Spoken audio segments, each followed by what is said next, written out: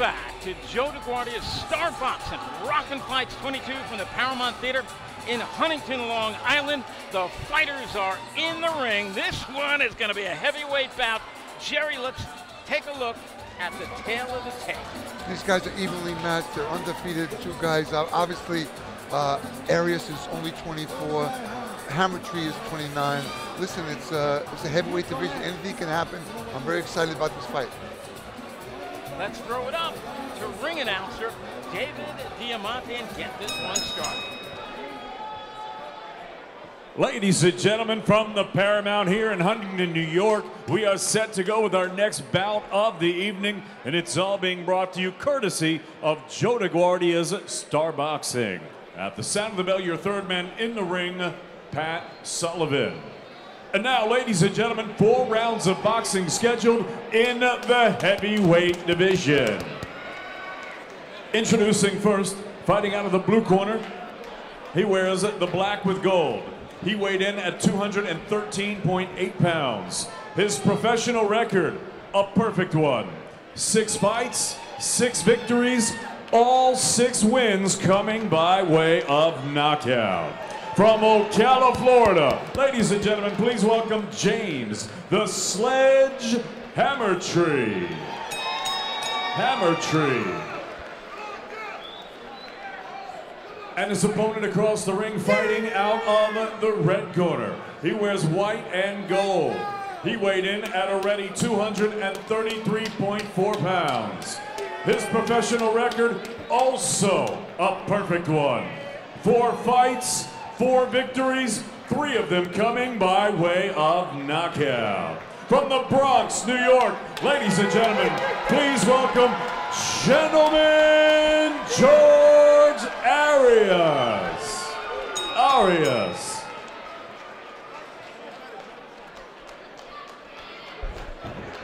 Hey. All right, fighters, you've been given instructions in the dressing room, right? 3 things I say: respect the sport, respect the rules, and show respect for each other. Protect yourself at all times, all right? Touch the bell, touch the gloves, come out bell fighting. And we got to keep our eye on this, Randy. We got to keep our eye on this one, Randy, because these guys are big bangers. There's a lot of confidence, looks like, in these guys. And they've all got all but nothing but knockouts and wins. And the man fighting in the black trunks with the yellow waistband, one of our favorite last names, Hammertree. James Hammertree against George Arias. And Jerry, you're right. Heavyweights, especially in the first round when they got 100% of their gas in the tank. And Arias looks a little bit out there. No question that they're both strong, Jerry. I think there's a little what I call chunk on the trunk of Arias. I think he's got a lot of skills. He's got a lot of talent. Looks like Joe Frazier a little bit, right? Weaving underneath there, working that body. Big, strong guys. Let's see if either one throws many more than 1 or 2 jabs in the round. But, Jerry, they're toe-to-toe. And I think Hammertree's never ran into somebody like this. This guy's working some great body shots. Looks like Joe Frazier. Throwing punches like Joe Frazier. Nice left hook by Arias. He's moving in. Can he sustain this for a long period of time? We don't know, but he's working some great body shots of Hammertree. This one is scheduled for 4 rounds. Do not leave your seats. Don't go get a drink. Don't go to the refrigerator. These guys are on each other from the opening bell. George Arias in the white trunks, James Hammertree in the black trunks. A nice right uppercut by James Hammertree. Oh, that left hook and then a right hand by Arias. Arias is swarming him. Another left hook by Arias. Hammertree comes right back.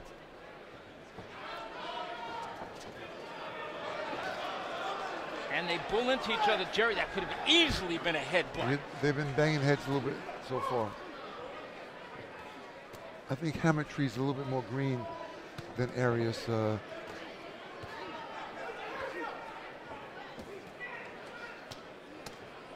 Jerry, we've talked about feeling out rounds, and we've seen plenty of them. We got none here tonight. This is not one of them.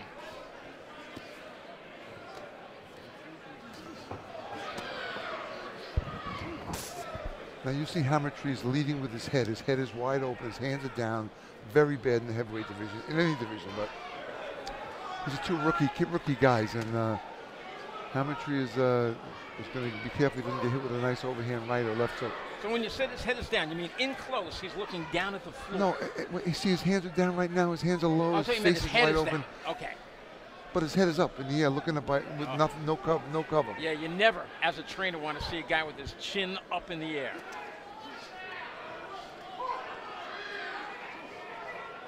Final 20 seconds of the opening round. Heavyweight bout. James Arias in the white. George Arias in the white.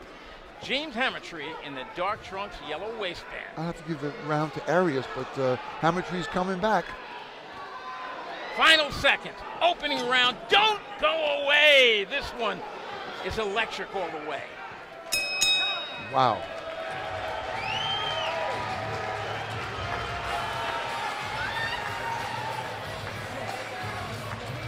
And Jerry, right from the opening bell, let's take a look at the replay here. These guys have been on each other. And they sure have, Randy. They've been banging from pillar to post. These guys are fighting. Nice right hand by Arias. Hammertree came up with a nice uppercut there. And they're putting a lot of pressure on, a lot of steam. For these rookie guys, can their endurance hold up? That's what we got to see. Nice right hands by both these guys. Exciting first round. Here we go. Start of round number 2. Joe DeGuardia's Star Boxing Rockin' Fights 22. We got a heavyweight bout. George Arias in the white. James Hammertree in the black trunks, yellow waistband. It was a close first round, action first round. Both of us thought that Arias won that round. But Hammertree was coming on towards the end of the first round, and it looks like he's continuing it in the second round here. Jerry, nice jab. You used the word before, conditioning. I mean, these guys can easily, and it happens with heavyweights more so than others because the muscles are so heavy, they run out of gas. They punch themselves right out. And the excitement. And the excitement, you outpunch yourself. You got to pace yourself. I always tell the guys, save some for the last round. George Arias from right here in the Bronx. Nice right hand by Arias. Hammertree from Ocala, Florida. What a name, Hammertree. I love that name for a fight.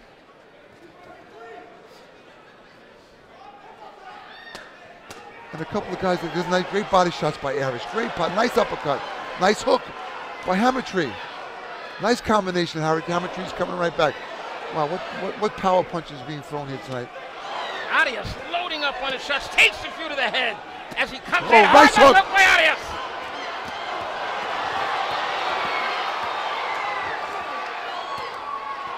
And here's where Arias got to be careful not to outpunch himself. He's throwing some big haymakers in there. Big haymakers, but he's missing a lot of them now. It just takes one, Jerry. Hammertree is coming back. Hammertree is coming back. And Hammertree holds on. Arias is winded. Arias is winded. Still over a minute to go in round number 2, scheduled for 4. But I like what Arias is doing. He's working the body very well. He's getting inside, then he's coming over the top. You got to give it to Hammertree. He's a tough kid. Referee Pat Sullivan almost jumped in for a count. Hammertree's doing a smart thing. He's holding on. They hit with a nice right hand there by Arias. Do you think he's hurt, Jerry? I do think he's tired and hurt. Nice right hand by Hammertree. Whoa! They are just loading it up. This is the Golden Gloves. This is unbelievable. What a great competitive fight here. And Jerry, again, conditioning is going to tell, like you said. You better believe it. We got a couple more rounds. Thank God they're only going 4. With another great matchup by Ron Katz did it again. Thank God that Hammertree's weaving pretty good on there. He's not getting caught with all those big fights. He's coming right back. As we head to the final 10 seconds of the second round, you're going to hear the rap on the ring with 5 seconds to go. Round number 2, put it in the books.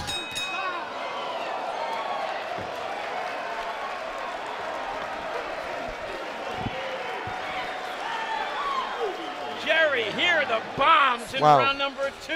These guys are just unbelievable, the shots they're taking, and they're absorbing and they're giving back. And thank God Hammertree is bobbing and weaving pretty good. Not there in this couple of punches, but he's standing up to it. And listen, this Arias is a great puncher. A lot of knockouts on his record. Look at him, he's standing up. Well, he got banged there a little bit, but he did not fall on his almost went down. You don't trade. Stop trading. You're too fast for him. Make your pivots now. Give me this. Right? Jab. You get tired, get on your toes and jab. Watch it. He's trying to slug you. Here's where the real man comes up. Shorten up, go for the neck with your hooks and uppercuts. Come in there, we got this one. Easy work. Right? You told me after the first round, you're good. He's saying you got to stay up there, keep them hands up, and you got to bang the body. You got to fire back and step off. Don't stay in front of this guy. This guy's a tremendous puncher. Jerry, you saw Arias at the end of the second round with his hands on the rope, sitting down. Do you like that, or does it matter to you? No, I think it's good to have your hands down, let the blood flow to revive yourself. I mean, you got the oxygen going through your body. And here comes Hammer Tree is firing back. I've given the first 2 rounds to George Arias. Jerry, how do you see it? I saw it the same way. I mean, he's just throwing some devastating body shots, opening up Hammer Tree for the upstairs, and he's been connecting, but Hammer Tree's hanging in there. He's firing back. 2 tough guys. Nice, tremendous right hand. That was possibly the best punch of the night by George Arias, and Hammer Tree took it well right on the cheek. And Arias looks a little bit tired. He's not putting the pressure on as much anymore. And now he's on the rope for the first time.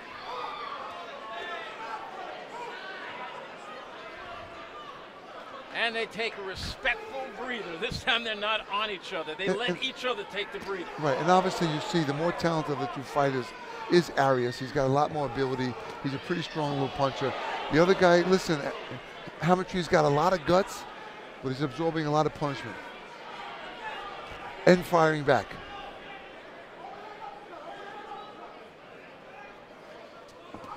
This is round number 3 of a heavyweight bout. George Arias in the white trunks, James Hammer Tree in the black. And here's where they start to say I should have ran a little bit more in the preparation for this fight, but 2 tough guys. Nice right hand by both exchange. And Jerry, it's very true. If they haven't done their homework, nice left hook by Arias. The doubt creeps in, right? Well, yeah. I mean, if you're not in shape, you're thinking about it, and especially this young in your career, you worry about the fights. This can happen, that can happen. You get tired before you get in there, and then you absorb some of these shots, and you just thought, wow, you feel like you're behind. You got to catch up. Under 1 minute to go. Nice left hand by Hammer Tree and a hook by Arias. And Jerry, in the fights that Hammer Tree has had, and he's had 6 fights, he won his first by a 2nd round knockout. In all the rest of his fights, he's won on first round that's knockout. That's a very bad. He is learning tonight. And he's in with a tough guy, a good puncher.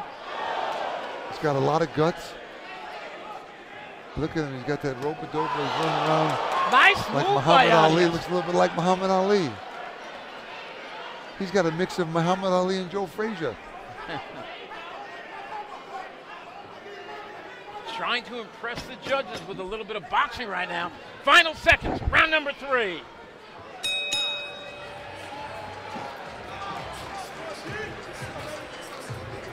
Jerry, action from round number 3. And another sensational fight. You got to give it to Mr. Arias. He's just bobbing and weaving onside. Nice left hook to the head right there. Listen, Hammer Tree's hanging in there, but he's not able to. And let's go to the corner of James Hammer Tree. So this is time now. There's no more tomorrow. No more tomorrow. I'm letting them go. I'm letting them go. Okay. 3 minutes. I can do anything for 3 minutes. Testing now for 3 minutes. When you come down, then you need to come with the uppercut and the hook. Okay? Yes, sir. Hey, hold it. how am I doing? Of course you're going to do it. He's saying, boy, you got to go out there and fight hard to win this round, to get this decision. And unfortunately, he's in there with a tough guy. You saw it. Arias moving around. The ring gentlemanship he just showed there is how fighters win the round. He won the round fully, that last round 3. It's 3-0. I see it in my book, Randy. You? And yes, I've got a 3-0 also, but if that last round for some reason should have been closer, if it should have gone to Hammer Tree, then if Hammer Tree wins this round, it could be a draw. So let's see what happens, how hard Hammer Tree can break. Now you see Hammer Tree's hands are way down. He's getting killed with those haymakers of Arias. You got to keep the hands up. You just got to keep your hands up. His hands are way down low. Jerry, this is one of those fights where I always like to say, I don't know how much they're getting paid, but it's not enough. Hamertree's fighting back, but his hands are way too low. And listen, Arias is throwing the haymakers. He's got a lot of skills. He's a good athlete, and he's taking the fight to him. He's catching with those large, solid shots. And veteran referee Pat Sullivan doing a nice job letting them work on the inside, work their way out of it. And surprisingly, there really hasn't been many clinches like you see there, and the referee had to break him on that one. Well, we've seen a lot from Arias. He can come in, give you the Joe Frazier style, or he can move around with like Ali did. So he's got some talent. He's not that young of a guy, but he's in a good game. I think he's going to go someplace. Well, Jerry, he's thrown all those haymakers at the head. Would you like to see him bring those shots down to the body? And he does at times. He does it to end it around. He's trying to get a knockout here, but I agree. You got to bang the body. The hands come down, but this guy's hands are down anyway, wide open. But they're both two very tough guys. It's an exciting fight for the fans. We just passed the midway point of the fourth and final round. Those short hooks, all aimed to the head by George Arias.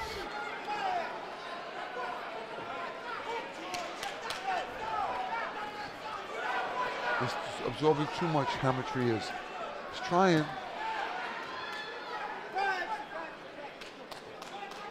What an entertaining fight this has been, Jerry. But this round, I think Hamertree, you see a lot of the power coming off his shots as we are under 1 minute to go in the fight. Nice exchange of punches there. Unfortunately, Arias is one landing the more devastating punches. It's funny, there's a big screen behind us, and Hamertree just looked up to kind of watch the fight. Let's watch himself. Nice jab by Hamertree. Nice body shots by Arias. Nice bobbing and weaving. I like it. I like the action. Nice right hand by Arias, and he's walked into a corner. I think that one hurt Hamertree. About 15 seconds to go. He's looking for his corner for help, Hamertree is, and it's a little too late for that. Final seconds of the fight. Here's the wrap, 5 seconds and under. Nice right hand by Put this Arias. in the Nice book. hook.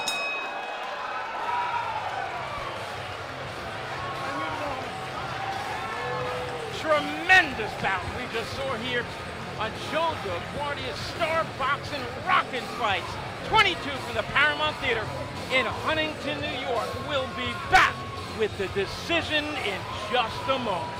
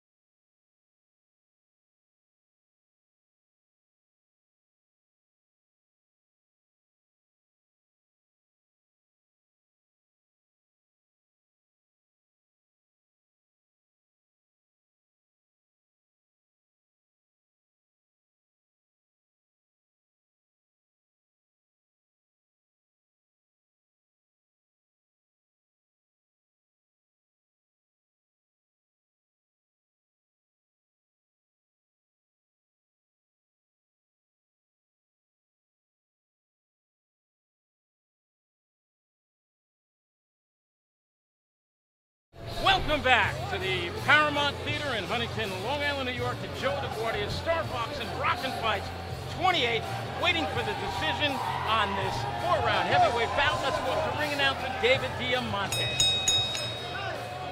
Ladies and gentlemen, after 4 rounds of action here at the Paramount, we go to the judges' scorecards. All 3 judges scored this bout identically, 40-36, all for your winner by unanimous decision. From the Bronx, New York, gentlemen, George Arias. You know, Randy, this guy's got some personality, George Arias, from the Bronx. A lot of personality. No question about it. A very happy winner, and I think he learned a lot from this fight. I think James Hamertree also learned a lot from it. And there you go. This kid's got some personality, this George Arias. We're going to see a lot of fun things with him. I hope he stays in the game and develops. And the other kid is going to nothing to be ashamed about. He fought his ass off. He worked hard, and he's got to go back to the drawing board. No question about it. And who knows, Jerry? The way the heavyweight division is, and this is entertaining, but George Arias wins it on a unanimous decision now. 5-0 with 3 knockouts. We'll be back with more Joe DeGuardia's Star Boxing Rockin' Fights 22. Joe DeGuardia's Star Boxing is brought to you by The Inn at Fox Hollow, Modell's Sporting Goods, Camelot Specialty Limos, Anti-3 Protect Series, KO5M, PAL Environmental Services, Masterpiece Construction, Power Play International, WBAB, Laborers Local 66, Operating Engineers Local 138, and MagnaCare.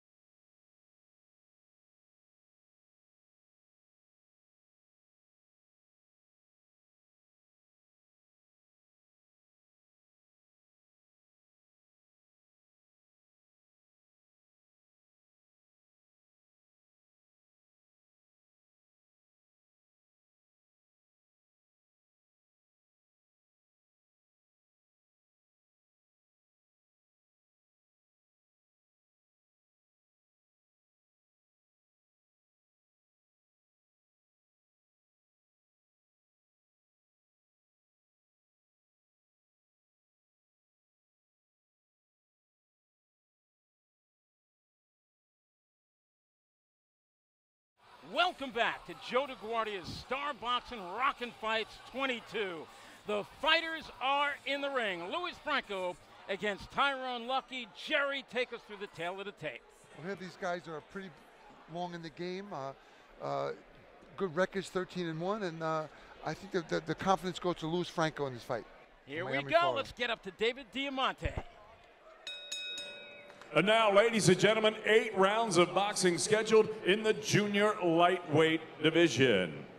Introducing first, fighting out of the blue corner. He wears black with red trim. He weighed in at 129.8 pounds. His professional record, 8 victories, 5 defeats, 2 draws. He has 6 wins coming by way of knockout. From Neptune, New Jersey, ladies and gentlemen, please welcome Tyrone Hands of Stone Lucky. Lucky. And his opponent across the ring, he's fighting out of the red corner. He wears the red and blue. He weighed in at a ready and even 130 pounds. His professional record, 13 victories, 1 defeat, 1 draw, and 9 wins coming by way of knockout. From Miami, Florida, ladies and gentlemen, please welcome Luis La Estrella Franco. And Eddie Claudio brings them to the center of the ring. Okay, both trunks are fine. Okay, Luis, aquí. Tyrone, right here. We went over the instructions. Te di la instrucción en el camerino. I want you to obey my command. Quiero que me obedezca lo que te diga. Let's have a good fight. Good shot. You know, Randy, both these guys are great punchers. A lot of knockouts on their scorecard. So looking for an exciting fight. Referee Eddie Claudio, he is a veteran. You like to have a veteran in there, especially when you have two guys who can punch like this, and they tend to start, both of them start their first rounds a little bit on the wild side. Let's see if they go right at each other tonight. Lucky in the black trunks with the red stripes, and the man in the red with the blue waistband is Luis Franco. And they're filling each other out with the jab, long jabs. And once again, as is their history, both guys don't like to feel out. They like to come right out, work behind the jab, and work their way in. Both guys very decent punchers. Lucky with an 8-4-2 record with 6 knockouts. And Luis Franco with a 12-1-1 record. He has knocked out 9 of his opponents.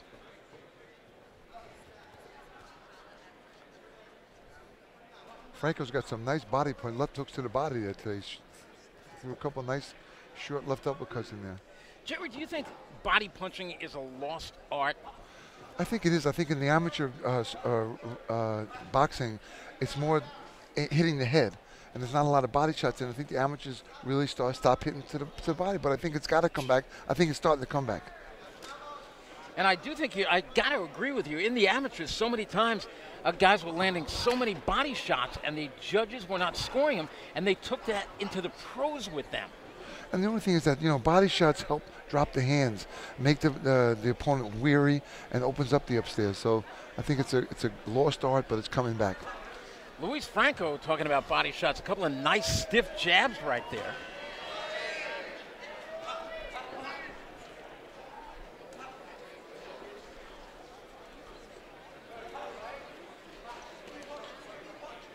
This one is scheduled for 8 rounds in the 130-pound division, the junior lightweight division.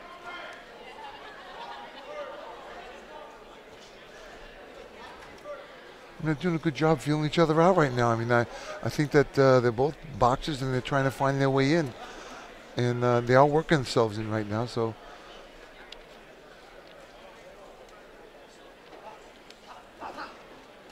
Another nice body shot by Luis Franco. Yeah, you see that right hand to the side.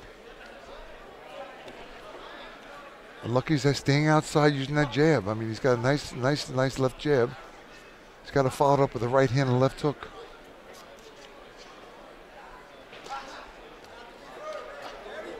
Nice combination there by Lucky.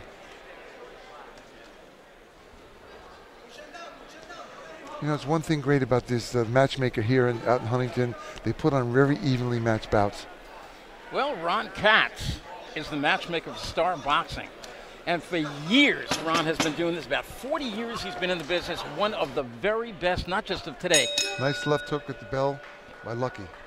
And Jerry, that was a surprising feeling out round. Well, let's see what happens in round number 2. We'll be back with more Star Boxing after this.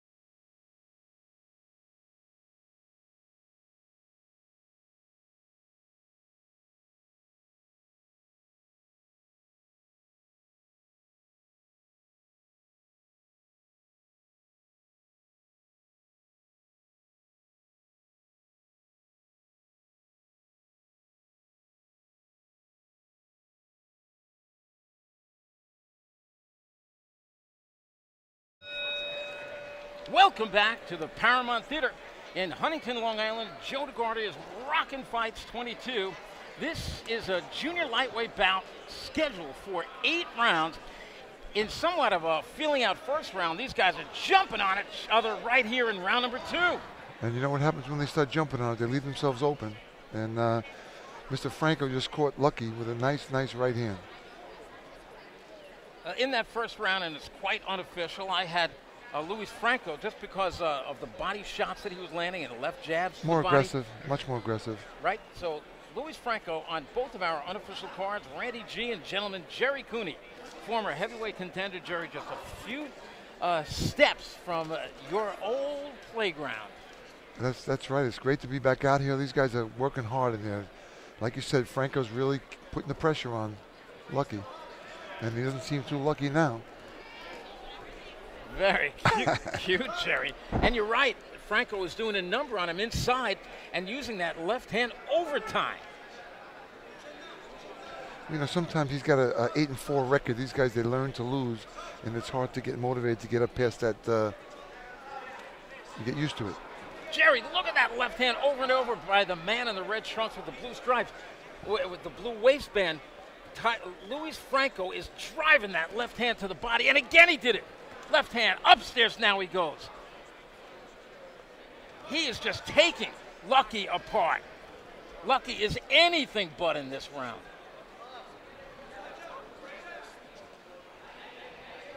Yeah, I think Lucky would be a lot better just using that jab and moving, but he's a little slower, and Franco's just taking it to him. Lucky he switched up for a moment. He went southpaw, then he thought better because he got nailed with a few shots, then he's doing it again. He's southpaw right now. And that's the will of Franco. He's taking it to him. He's not giving him any room. He's making him be uncomfortable. Well, Lucky was riding a 4-fight win streak until November when he went out to Las Vegas, Nevada, where he fought undefeated Alberto Machado. And Machado drilled him out inside the first 2 minutes of the first round. And it's hard to rid yourself of a young kid like this after a knockout like that. It's a tough game. Franco doing a number on him on the inside. Getting underneath his shots, working the body. Eddie Claudio, veteran referee, tells him to work out of it, don't hold on. They don't. And look at that defense on the part of Franco. Bobbing and weaving. Final 5 seconds, round number 2. Joe DeGuardia start boxing.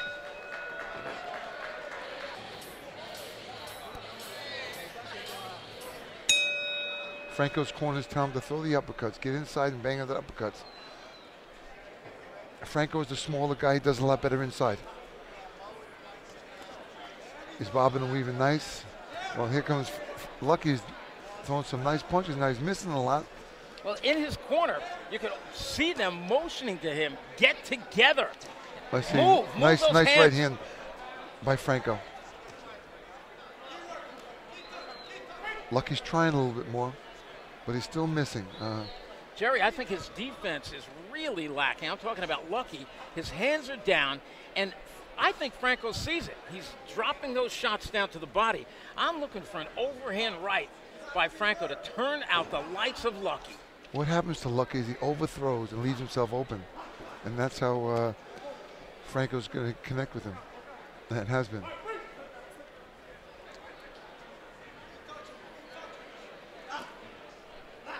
I wonder where the Kelly comes from on Franco's shorts.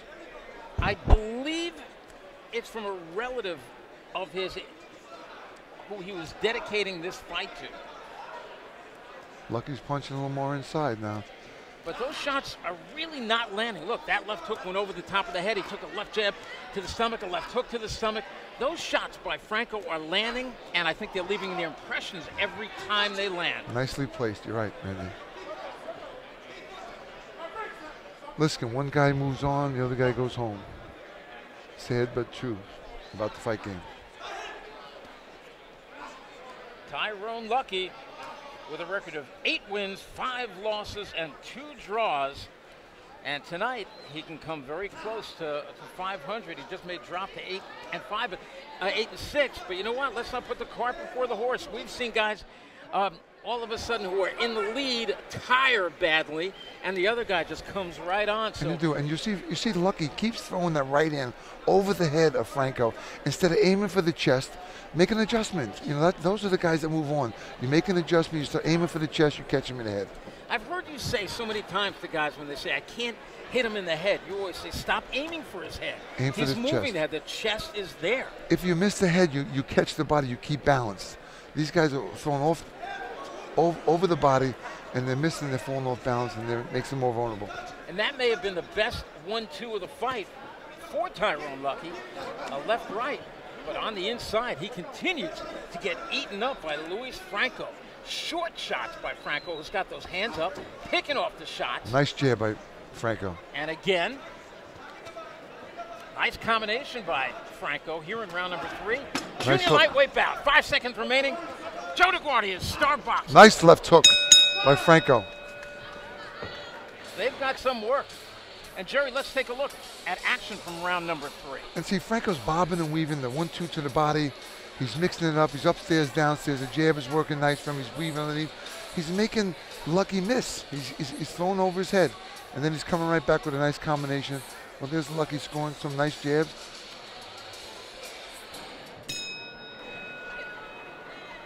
They come out, they touch gloves. Jerry, are you for touching gloves at the start of every round?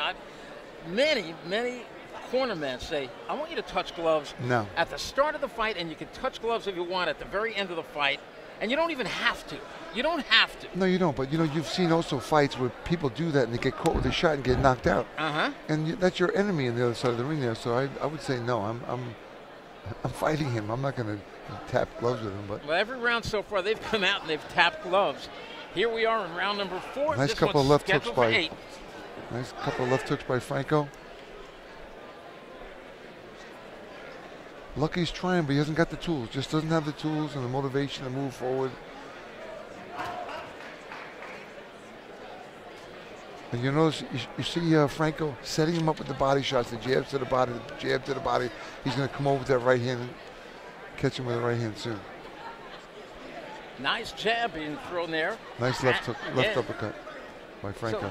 So Franco is using that left hand very professionally. Up, down, from a hook to a jab, uppercuts, body shots, head shots. Can't miss, cannot miss. Nice right hand off the chin. I still swear that it's going to be a right hand that's going to take Lucky out of there. His hands are dangerously low.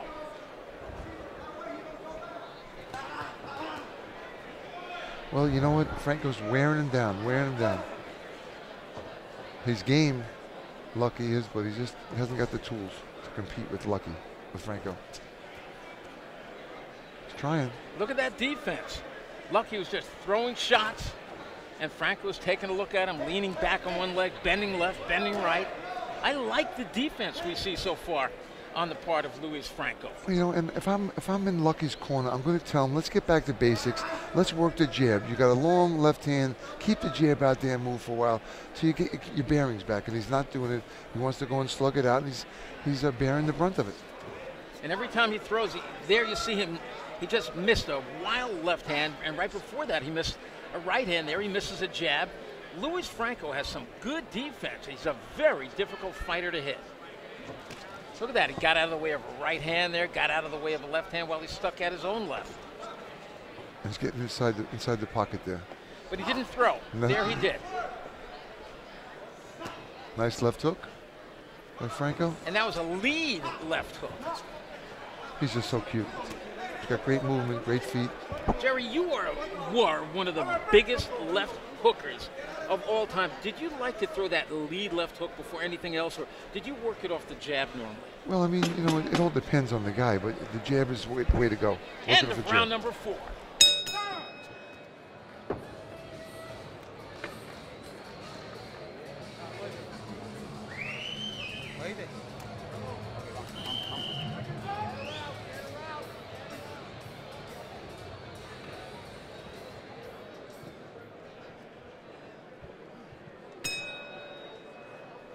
Welcome back to the Paramount Theater in Huntington, Long Island. Joe DeGuardia's Star Boxing.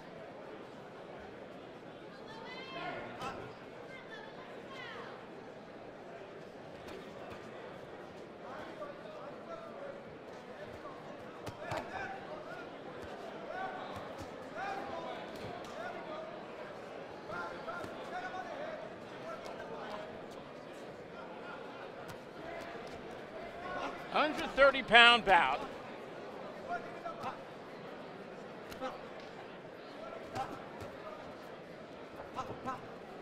Luis Franco in the red trunks, blue stripes, and Tyrone Lucky in the black trunks with the red stripe. And so far, it's been all Luis Franco in the red trunks, doing Jerry Cooney whatever he seems to want to do. Defensively, he's had it. Offensively, he's had it. It's not, I mean, Lucky is a game guy. He just does not know how to adapt to fighting a guy like this who's very elusive. And he comes in counter-punching, and he sets you up and switches it around. And that's why he's here fighting tonight. Franco's a tough little kid, and his one loss. Be interesting to see who he lost to. Back working the jab again, Franco is. Lucky's, I like that defense, Jerry. He's just staying out of harm's way. Comes in, attacks, and gets out. It's always great for the longevity of a fighter, Randy. 2 double jabs there. Okay, 2 nice jabs by Franco again. Nice, three left uppercuts. You catch that? By Franco. Very few fighters can do that, Jerry. I remember nice when jab. Roy Jones in his prime would throw 3, 4, 6, 5 7 hooks I in saw a him fight in row. the garden. Listen, Franco's having a lot of fun here right now. He's making it very easy. He's not under any kind of pressure. He's playing, counter punching. Look at him inside. Gotta hand it to Tyrone Lucky, who's still trying. He's fighting out of the southpaw position now, but he loses something defensively whenever he goes southpaw, gets nailed with a lot of shots, and then he quickly goes back to right-handed stance with that left foot forward again. But also, you know, he stands in the pocket. He doesn't move. You throw your punches, you get out. You step right, you step left, you weave underneath. You try something different, and he's not doing it. So obviously, paying the price tonight. Luis Franco comes in, bends left, bends right, gets out of the way of a shot. 2 left hooks again, uppercut and a hook. As soon as Franco's back touches the ropes, he's out of there. End of round number 5.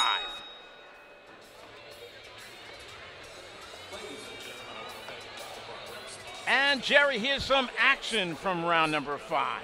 And you just see Franco going to work, and Lucky just can't catch a hold of him. He punches a little left hook there, but he punches, then he moves out of the way.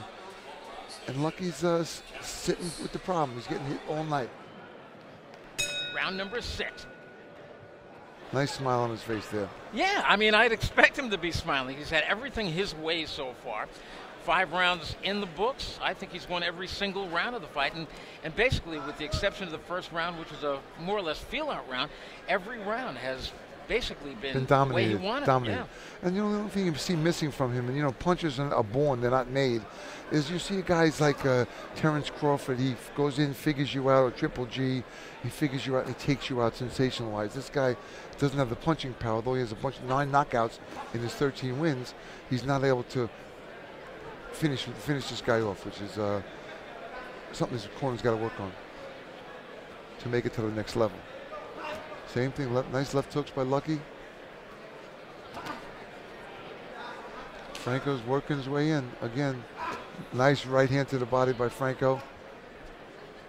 I'd like to see him put together 3 or 4 punches at a time. Nice defense, bobbing and weaving. Lucky did not touch him at all. Another right hand left hook by Franco. Now, Jerry, you mentioned before that punchers are born, That's right, not made. Can a guy be taught to punch a lot harder? For instance, in baseball, there are home run hitters. You're not going to make a guy who's a singles hitter a home run hitter. But can he be taught maybe to have a little bit more power? Or, as you said, do you have to be born with that? Well, let me tell you something. Just right this round, what a fun round to watch Franco miss bobbing and weaving. But no, you can make a guy sit down on his punches, sit on his feet, and stand still, and use his body more effectively. But KO punches are born. You're a knockout puncher or you're not. I mean, you can wear a guy out, but these 2 guys, they got to weigh you down and down, and that takes a lot of rounds. You know, it's funny. I looked across at Ron Katz a few moments ago, and I think he's liking what he's seeing from Luis Franco because he's just sitting there watching the fight, and he's nodding, just talking to himself. Like, yeah, I like what I'm seeing. Luis Franco in the red trunks, Jerry, is just having his way tonight with a very tough man in Tyrone Lucky. And I like Joe DeGuardia bringing these kids in from out of town, fighting out of town, and He's a talented kid that he'll be able to move forward with, possibly. And Lucky's trying to fight back, but he's just then standing still in the pocket. You got to move. You got to get out of town. That's where the extra miles, the running, helps you to move and get out of harm's way, which obviously he's not doing. He's learned to lose with his 4 losses, and you just can't continue fighting like that. Lucky is getting hit with some solid shots, and twice in the last 30 seconds. When he gets hit, he shakes his head no, but there he just shook his head yes. Well, that means he knows he got hit pretty good. When he's shaking his head no, he's trying to, buffalo you. And right, because both those times he was hit with powerful shots. End of round 6. Nice combination. Luis Franco was turning it on a little bit more and more, playing also a lot on defense. See, Lucky's trying. He's trying, but the elusiveness of Franco is just not allowing him to land. And then he comes back and counters with 2 or 3 shots, and then he stands there in the pocket where he's got to move and get out. He's got the long arms. He's taller guys got to move. See, Jerry, they touch gloves again. Every round so far, they've come out to start the round and touch gloves. If you were in the corner of either fighter, would you tell them, hey, knock off this touching gloves? I would tell them no, but these guys got a tough life. They're in the fight game. They're out of town all the time fighting, becoming an opponent. It's hard for them. They become, Oh, there's no question. When this fight ends, no matter how it ends or who wins, you're going to see these guys go over to each other and embrace a show of respect. And I know they respect each other. And I know that Luis Franco has to be thinking, what is holding this Lucky up? I'm hitting him with some kind of shots. But it's an interesting fight, and like you said, the matchmaker put on a great card here. This is a great fight for the crowd, and they're learning a lot about both these guys, who they can use and who they can't. But I'm pretty excited about Mr. Franco here. He's nice, working that left jab, steady all the time, setting them up, bobbing them underneath, landing the body shots, making them miss all night long. And he's moving that jab around Jerry so much as he gets out of the way of a few shots. He goes upstairs with the jab. He comes downstairs with it to drop Lucky's hands down. There he hooks, double hook. I'd like to see, obviously I'd like to see Franco keep his hands up a little bit higher, because when he gets in there with a little bit more talented guy, he's going to start getting hit himself. Maybe he's just fighting at the level of this guy he's against, but you really need to pay attention to your defense. Exactly. I mean, if Lucky was that big, real big kind of hitter, you think we'd see Luis Franco with those hands a lot higher and fighting a little bit different fight? I think you probably would, and I hope that will be the case. It's a great experience for both guys. I mean, this guy, Lucky's got his hands full for a career. I mean, little low shot by Franco as Lucky turns around, but he's okay. They continue. A little bit under 1 minute to go in the 7th round, scheduled for 8 rounds. Nice left hook by Lucky. Franco comes right back firing. Capacity crowd here at the Paramount Theater in Huntington, New York. 30 seconds left in the round. And here in New York, when you hear that bang on the ring, a lot of states have the 10-second warning. Here in New York, it was a rule that I started back when I took over the commission in 1988. I brought in the 5-second bang. They took it away after I left in '95, and David Berlin, the executive director, brought it back on. It's Randy's rap, I call it. And look at this, Franco is just beating him from pillar to post. Round number 7 comes to an end. And Jerry, some action from that 7th round. And once again, there's the right hand. And Franco's coming, firing right back, not stop throwing. He's bobbing and weaving, getting down, landing 2 jabs, working the body, upstairs and downstairs. Lucky has nothing to answer from, nothing. There's a little hook there. He lands a nice little hook there, but here comes Franco right back again. Jerry, look around the arena here at the Paramount Theater. This place reminds me a lot of the old Blue Horizon in Philadelphia. Holds a little less than 2,000 people, and every seat is packed. Standing room all over. Ladies and gentlemen, this is the 8th and final round. Now, see, look, Jerry, they didn't even touch gloves. They touched gloves and they embraced. A lot of respect on the part of both fighters. Luis Franco in the red trunks and Tyrone Lucky in the black trunks with red stripe. And Jerry, it's been all, according to your scorecard and my scorecard, the unofficial scorecards, all Franco. And these guys got a tough life. They're trying to move forward. They want to get better fights, bigger fights. They want to win championships. And this is their way to go. And it's hard coming out of town to come to a strange place and fight a guy that's got a lot of ability. And Franco has a lot of ability, and it's a great experience for him. And these great combinations, you can see him all night long. And Lucky is trying. He just can't find the spot. His timing's off. Well, Tyrone Lucky comes from Middletown, New Jersey. And even if this fight was in Middletown with all hometown judges, I would see no way that even a hometown judge could score this one for Lucky. What I can say for him, he's shown a lot of guts tonight. He has not stopped trying. He's been outgunned on offense and on defense. It just hasn't been his night. Takes way too many punches. You can't allow your fighter to keep getting in there like that, taking those kind of hits over and over again. And he's trying again. Here comes Franco. Watch Franco's defense is beautiful. Going to come in, look for an opening, and start scoring.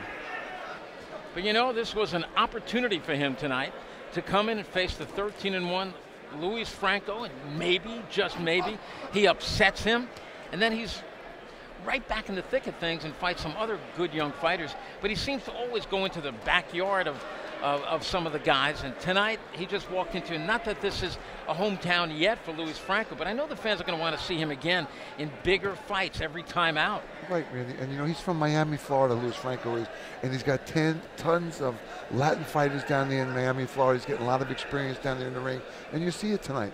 He's an experienced guy with a little bit of fights. With 15 fights. I have heard that in Miami there, around the 5th Street gym, he's been getting a lot of sparring, and there's there's nothing more important for a fighter, of course, than conditioning. He is in condition, obviously, and he's getting that sparring, and you can see it by the way he is slipping the shot from the opening round. About 30 seconds remain, Jerry. He's fighting this 8th round like it was the 1st round. Luis Franco is. He's just a determined guy, a lot of guts, and he can fight. I would try and strengthen him up a little bit, make a little more sting on those punches, but he's got a lot of talent. You're right, Jerry, and certainly if he could get a little bit more power, I'm sure Lucky would have been out of there by now. I have nothing but praise for Lucky as far as his heart is concerned. Final seconds of this fight. Watch them embrace, Jerry. No question about it. They are going to walk over. Eddie Claudia gets between them. That is no surprise, the respect they have for one another.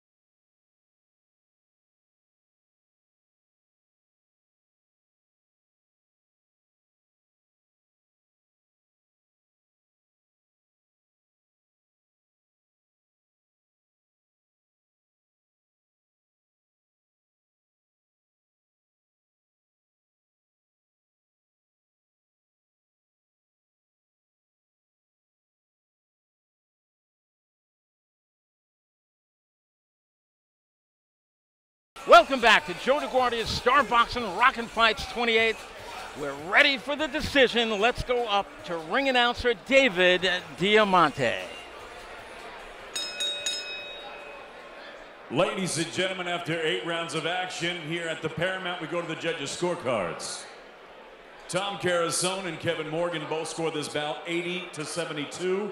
Tony Paolillo scores this contest 78-74.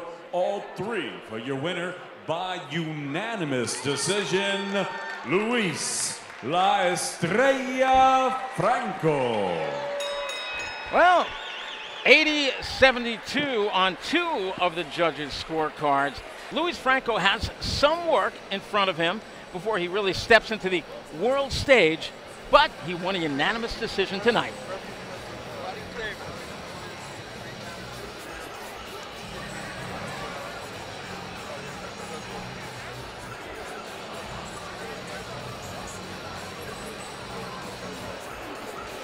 Luis Franco ups his record to 14-1-1. Tyrone Lucky, very unlucky, 8-5-2.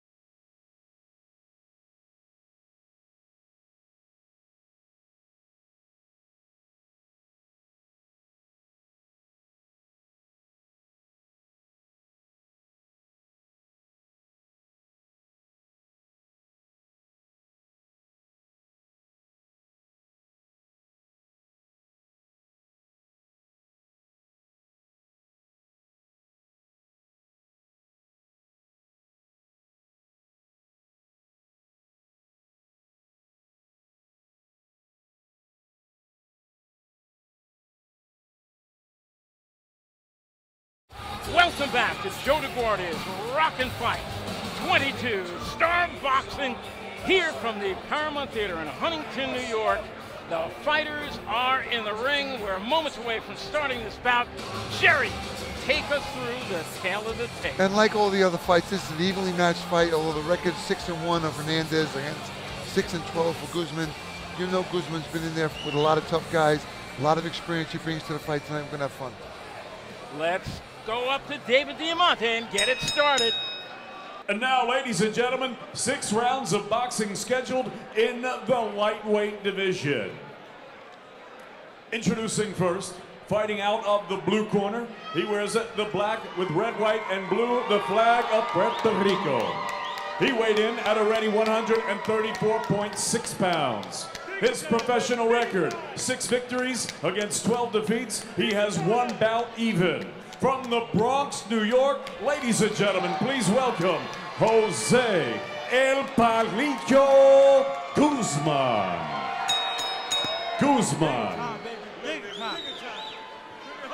And his opponent across the ring, fighting out of the red corner. He wears black with neon.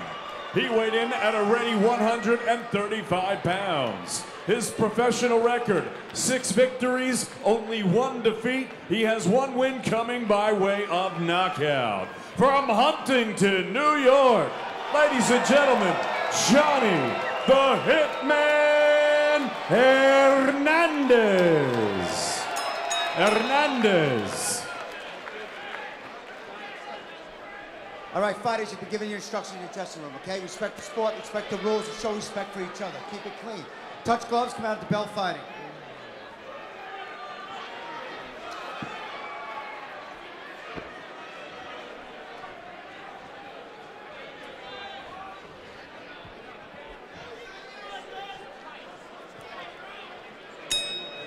Here we go, lightweight bout scheduled for 6 rounds. Johnny Hernandez in the black trunks with the yellow trim and the multicolored trunks, a southpaw. Jose Guzman out of the Bronx. And Jerry, this should be an action fight. Action, even match. These guys can't punch. They can't break an egg, but they throw a lot of punches, a lot of pressure, and very talented. You can see them with the movement.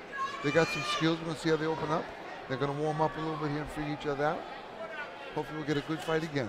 Now, Guzman has a record which really more or less belies his talent. 6 wins, 12 losses, 1 draw. He got stopped 5 times. He's lost his last 2 fights, but against undefeated fighters. Nice counter punch by Guzman there. Nice right hand, left hook. Johnny Hernandez, they call him Johnny Dez. He comes from right here in the Huntington area. A very popular fighter, the kid is loaded with charisma, and he's one of the best conditioned young fighters, Jerry, I have seen in a long time. And very aggressive, really, very aggressive. Right. Doesn't get tired and stays on your case, makes you work. This one's scheduled for 6. So if you just look at the records alone, you think, what kind of fight could this be? 6-12-1 for Jose Guzman. And Guzman's a very confident fighter. He's not like he's lost 12 times, Right. but he doesn't show it on his face and his movement. He's got some skills. And Johnny Dez, 6-1, lost a close decision a number of months back right here in this very ring. And afterwards he said to me, Randy, I learned my lesson. I didn't listen to my corner the way I should have. Certainly he always trains the way he should. You know, he's got a great trainer, Hernandez in the corner, Dominic. He's a guy from out of the country. He's been training here for a lot of years. He's From the Philippines, very works good out of teacher. Frankie G's gym. I like this matchup. It's a good matchup. Johnny Dez loves to get underneath the arms of a taller opponent. And Guzman is taller. And when Johnny gets in close, he loves to wail away at the body. And Guzman's feinting with those hands, making it a little uncomfortable for Guzman to come in. But for Hernandez to come in, but he's finding his way in.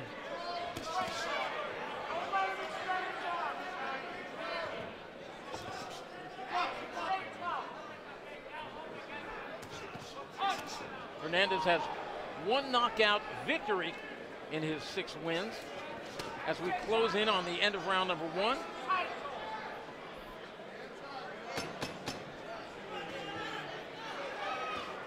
He looks like such a strong kid.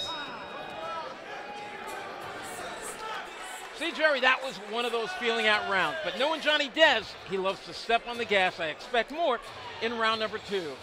You're watching Joe DeGuardia's Star Boxing Rockin' Fights 22. This is a lightweight bout. We'll have round number 2 after this.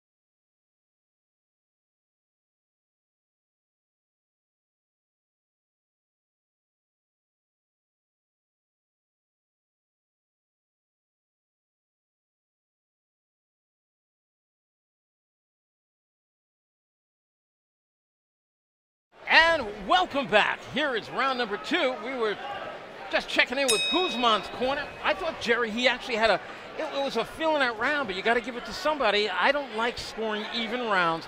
I gave it to Guzman. Did you? I felt Hernandez won that. Hernandez won that round. Okay. Listen, his guy's got 12 losses. I listened to his corner trying to tell him what punches to throw. Listen, this kid's going to do what he's going to do. He's learned to survive all this long. And he's got to use that jab and keep off. He has a tendency to come in and drop his hands unless the other guy swing away. He's going to get in trouble with that. See, in the corner of Johnny Dez, they said nice make right him hand. fight. Nice right hand by Mr. Hernandez. Guzman switching up, going southpaw, right-handing. right-handed, southpaw. Jerry, is that a good thing for a young fighter to do? Not if you get caught in the middle, but he's trying it out. He's trying to find a way to make the other guy have a hard time. And, you know, if he feels it, he'll stick with it. Maybe the corner's telling him something. We don't know. But the jab is going to help him all the time. He's got to keep him off balance with that left jab. And he's not being able to do it this far. Nice overhand right by Guzman. Johnny Dez should not be on the outside against the long-armed Guzman. That's where he basically wants to be, on the inside, right on top of Guzman. And listen, Guzman's got a lot of experience. He's taking advantage of it now. He's making Hernandez miss. Okay, Jerry, if you were in the corner of Guzman, what would you be telling him to do? You got to use the jab, straight jab, right hand down the pike, aim for the chest. Nice uppercut. You can't throw the uppercut from the outside. And listen, Hernandez fires right back. See, and Guzman just switched up again. He's waking the line. Marvin Hagler, one of the greatest switch hitters of all time, told me, you can't be switch hitting, you lose something. Well, Hernandez is having his way right now, and he's having a great time of it. Yeah, that's where he wants to be, Jerry, with a guy pinned in the corner. Johnny Dez can be ruthless on the inside. And Guzman comes right back with a nice right hand and sticking that jab again. This one scheduled nice double for jab. 6. Lightweight bout. Nice double jab, overhand right by Guzman. Nice jab by Hernandez. A swing and a miss with a wild hook by Guzman. With about 30 seconds remaining in the second round. And you know, Randy, I don't like Hernandez staying outside like that. He's got to get inside and fight. Absolutely. He's staying in Guzman's comfort zone. That's what Guzman wants him to stay out there. Pot shot him.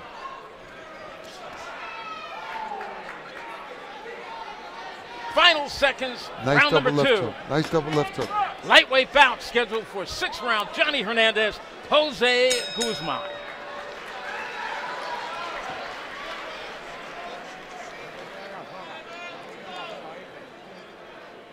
Okay, Jerry, in round 2, the first round was a feeling out round, no question about it. This round, round 2, was definitely a different round. Well, definitely. Hernandez came in, he threw great combination punches, kept him on the rope, banging him. But listen, I got to tell you, Guzman's staying in the game. Here he is banging on the ropes. I don't like that. You got to grab a hold of your opponent and let the referee break you apart. You don't like that for Guzman? No, of course not. He's staying inside. You can't allow the guy to do that. Round number 3, lightweight bout. Johnny Dez against Jose Guzman. Touching hands again. Banging. Jerry, I see a lot of young fighters today always doing that. No, touching gloves at the start of the round. Not my guys. I don't like that. Listen, that guy's trying to take my bread and butter away. I'm not going to make friends with him after the fight, maybe. After the fight, I want to go over to him and say, hey, you know, sorry to have to have had hit you so many times and so hard. Right. But don't be friends with me. I had to beat you like that. I'm sorry, but now I'm your friend. Nice double jab by Guzman. Randy G, the commish, along with gentleman Jerry Cooney. Hernandez is firing back, but he's missing right now. Nice overhand right by Hernandez. There's about 1,800 people in the building, and I think so far Jerry Cooney has spoken to about 1,600 of them. We still have about 200 more. Oh, people are great. This is my hometown. This is great. Nice triple left hook by Hernandez. And that's what Guzman does not want to be on the inside. He's got to move. Use the jab. It was won him the first round. He's confusing Hernandez by using that jab, and now he's not doing it now. He's staying on the inside. Hernandez wasn't confused there. He landed an overhand right to the head, followed by a left hand. There's another left hand by Johnny. There's a swelling on Hernandez's left eye. Well, that's because, Jerry, as you said, he's too much in Guzman's comfort zone on the outside. You're right. He's got to be inside. He's trying to box him. He's not tall enough to box him.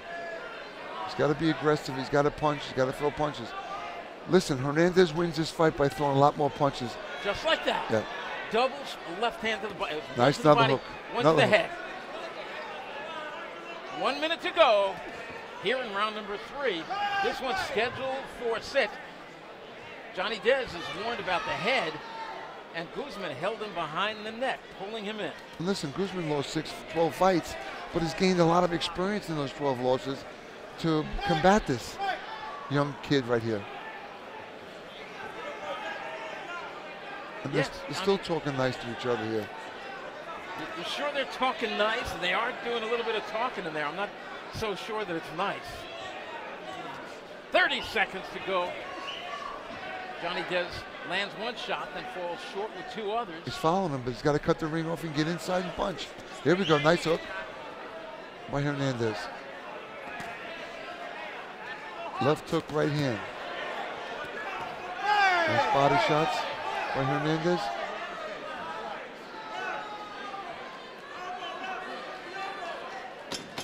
Again, it's good fights, Randy. Great matchups. Seconds. And put round 3 in the books.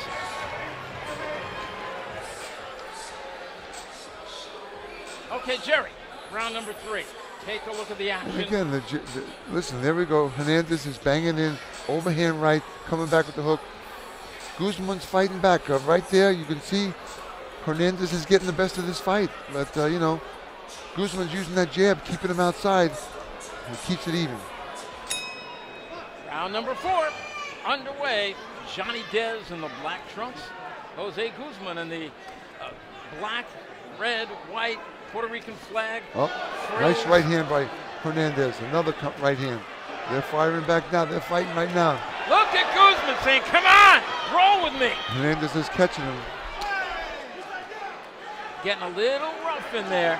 I think Johnny Dez was surprised by the bravado of Guzman. These are tough guys. These are tough guys. They make a living fighting. Now, what do you know about making a living fighting? Oh, nice left hook, right hand. Only fought by 3 of the. Hernandez. You fought 3. Your only 3 losses against guys who were in the Hall of Fame: Larry Holmes, Michael Spinks, and arguably one of the hardest punchers of all time. Oh, stop reminding me. Big George Foreman.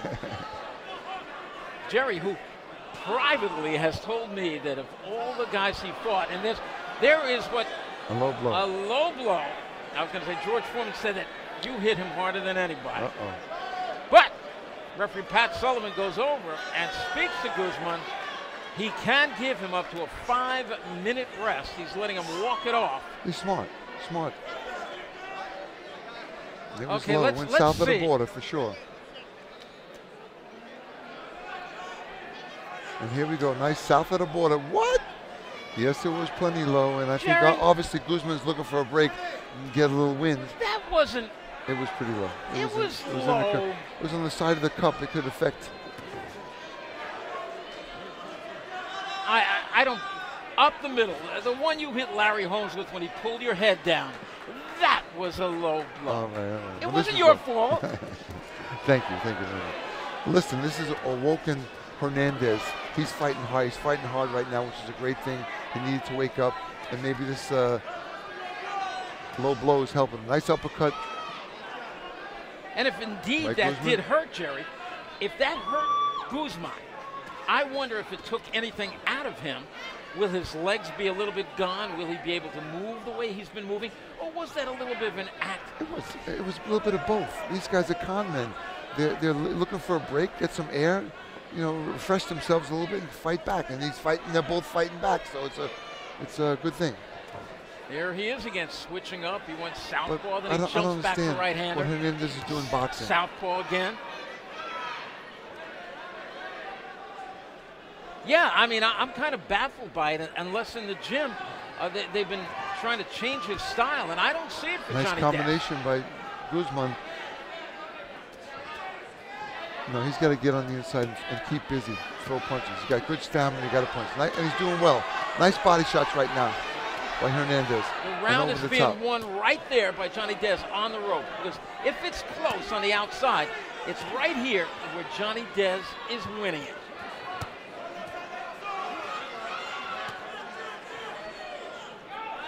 And this is not where Guzman wants to be. He's probably a little tired. He's taking a break, and he's paying for it. 5 seconds remaining. Round number 4. Nice and you can put this one in the books. We're heading to a break. Joe DeGuardia, Star Boxing.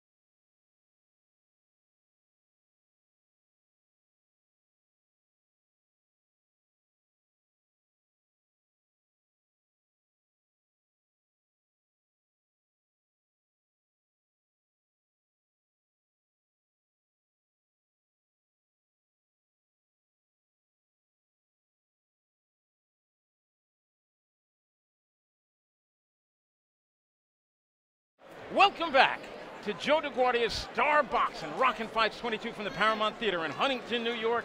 I'm Randy G, along with gentleman Jerry Cooney. This is round number 5 of a lightweight bout between Johnny Dez in the black trunks and Jose Guzman in the Puerto Rican flag wrapped around. And Jerry, listen, I got to tell you something. I have do that math. I got Hernandez ahead in this fight, but it's a pick 'em fight. This kid, Guzman, is really fighting back. He's a smart kid. He's got a lot of experience, and he's making it confusing. Okay, you and I, of course, are the unofficial scores. I got a 39-37 for Johnny Hernandez. But that just shows you, if I got a 39-37, you think, what if a judge has it just 1 point the other way? This is a draw here in the 5th round, scheduled for 6. Now, see here. Johnny Dez in the black trunks, the all black with the yellow writing on it. And Jose Guzman in the Puerto Rican black. In the red, white, and blue Puerto Rican flag. And all that writing on there. I don't know what that's about. Pray for Pritchard. Nice combination there by Hernandez. Midway through round number 5, scheduled for 6 in a lightweight bout. Johnny Hernandez at 6-1 in his career with 1 knockout. 6-12 is Guzman. And if you just look at those records, this one is a mismatch. But right now, 6-1 against 6-12 is about as even as you can get. Nice uppercut by Guzman. Johnny got out of the way of those shots. He's a good boxer. Great combination by Guzman. He's a good boxer, but he's a little bit under 5'5". He does not belong on the outside against the taller boxers. And Johnny Dez is firing back. That's where he belongs. That's where he belongs. And Jerry, we have gotten on the case of the New York State Athletic Commission about them enforcing you're not allowed to coach from the corner. They more or less have really relaxed on that rule. They have taken a lot of heat about it. I think they have, right? I was in the Garden, I watched the fights, yeah, and they are backing off a little bit. Thankfully, I mean, that was just one of the dumbest rules I have ever seen in my life.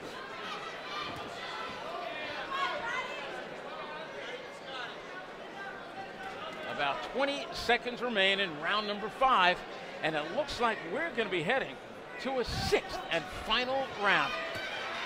Johnny Hernandez driven back to the ropes, and if this one is close, we could, damn it, well have an even fight here. Very close to even fight. Final seconds, round number 5. This one is going to a 6th and final round. And Randy, I can tell you exactly what was going on in that blue corner. They're telling him he's got to win this round and win it big to get out of this fight with a victory. And I do agree with you. I mean, I thought that was a close round 5, especially Guzman closed the gap late in the round, but I still had him losing the round. I got a 49-46 for Johnny Dez. And as far as Johnny Dez, you cannot take anything for granted. If I'm in his corner, I tell him on the outside, don't even get close to this guy. Don't let him reach you with that jab.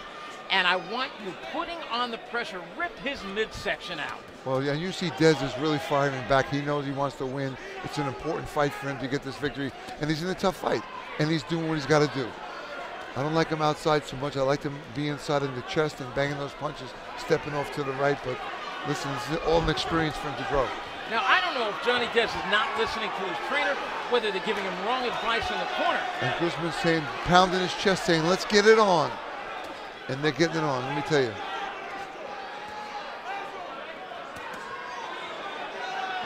Johnny Dez got to force that action in close. Got to move those hands if he wants to win the fight. And Guzman, who's coming off a losing streak of a couple of fights, needs this round. Pushed apart by veteran referee Pat Sullivan. Under 2 minutes to go in the fight. And I'll tell you, Hernandez is just a little bit too busy. He's a little too busy for Guzman, and he's going to steal this fight. And Guzman holding on to the back of Johnny Dez's neck. He doesn't like it on the inside, and once again he wraps up Johnny Dez. Will not let him fight on the inside. Now they mix it up on the inside. Johnny Dez steps back. Nice jab by Johnny Dez. Right Lead hand, left. right hand. That was nice. Johnny Dez, when he ducks a lot of times, you see that Joe Frazier bob, he's got to come back with punches. Guzman moving those hands. Johnny not doing that much on the inside a lot. Normally he's an all-action fighter. Nice right hand left hook by Guzman again. Okay. Less than 1 minute in the fight. Jerry, if this round has been close up to 2 minutes, you got under 1 minute now. Let's see who can steal the round. Nice right hand by Johnny Dez. That one snapped the head of Guzman. Oh. Guzman has lost his last 2 fights. He has lost. He's lost 7 of his last 8 fights. This would be incredible if he could launch a real rally here and somehow win this fight. I don't think he's got enough to do it. Enough rounds in the bank, but what heart! He's landed some good shots in this last round, but I think Dez is really taking it to him most of the fight, most of the round. He's going to walk away with the right in the fight. And now Guzman drapes himself over Johnny Dez. Final seconds of the fight. You're going to hear that 5-second wrap in a second. And there it is. 5 seconds remain in the fight. And Johnny Dez is firing away. Final bell of this lightweight bout. Very entertaining. They respect each other. A big hug to the corners. Both fighters go to their respective corners. We'll be back with the decision here in Joe DeGuardia's Star Boxing Rockin' Fights 28 in just a moment.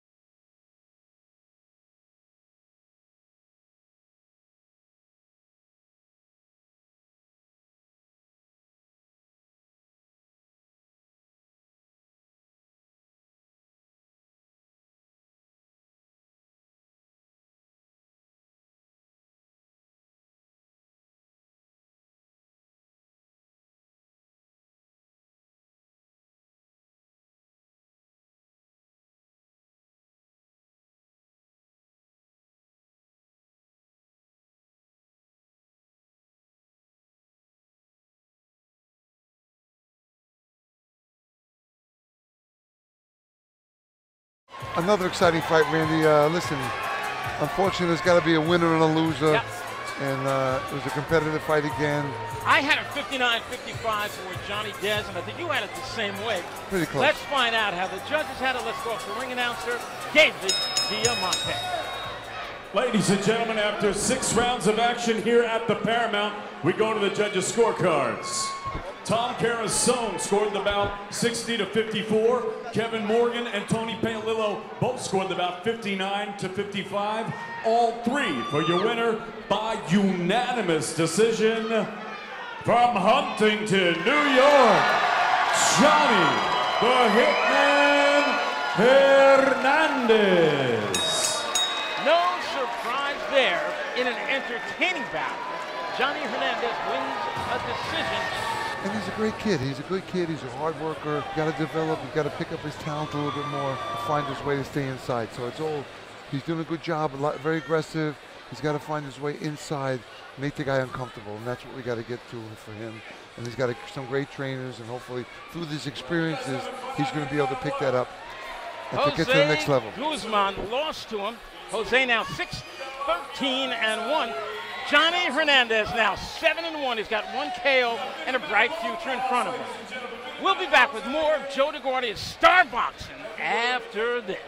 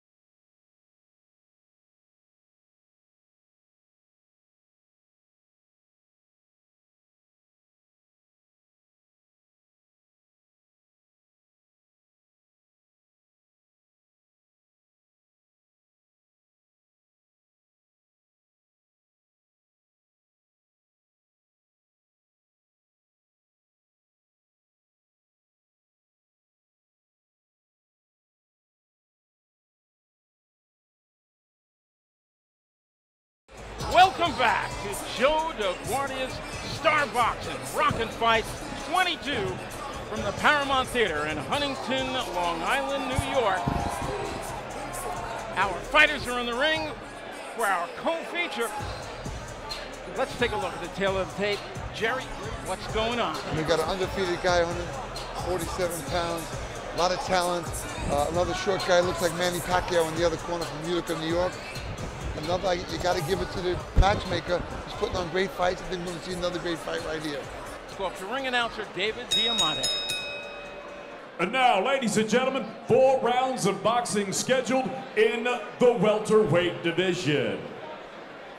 Introducing first, fighting out of the blue corner, he wears black with red trim. He weighed in at 145.4 pounds.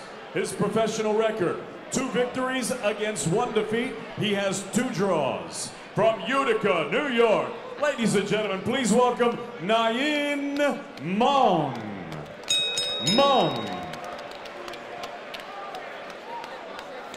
And his opponent across the ring, fighting out of the red corner. He wears red with white trim. He weighed in at a ready 146.6 pounds. His professional record, 1 fight, no losses. His 1 win came by way of knockout. From Elmont, New York, ladies and gentlemen, please welcome the jackpot, Tyrone Pretty Boy James.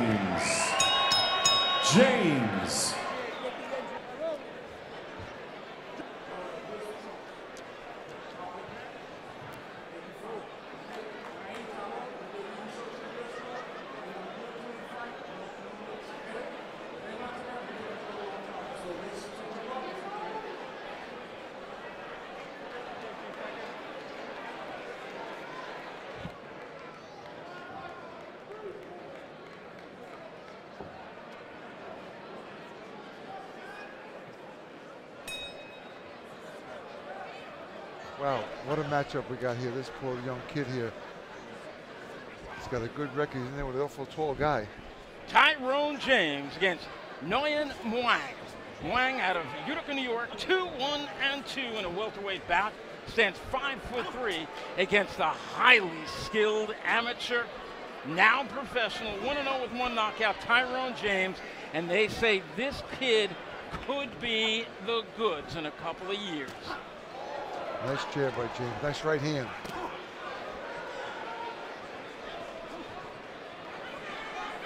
Two of the things you're going to like about James: hand speed, Distance. and his well, I was about to say his defense, but there was a flashing knockdown because of that hand speed. He's catching with that right hand while Moon was trying to get in. He's just too small. His trainer, Joe Higgins, is high on all his fighters. And Joe Higgins, one of the best trainers in America. There's a hard shot. Jerry Wang in trouble. Down he goes. Second knockdown of the fight. Wow, what a combination. Followed him, dropped him right down. What a finish. Here's a guy, perfect guy that can finish you off, and he's taking advantage of it. He says he's okay. Eddie Claudio takes a long look at him. Here comes the right hand. Here comes the assault fight. Tyrone James rocked him again. Off balance is Wang. Eating shot after shot. He's wobbled. About 1:15 to go in the first and opening round. He just says no tools. This James is a phenomenal fighter. He's overmatched. Moon is just overmatched right here. He's got to keep himself calm though. James is just catching with that right hand. Solid shots.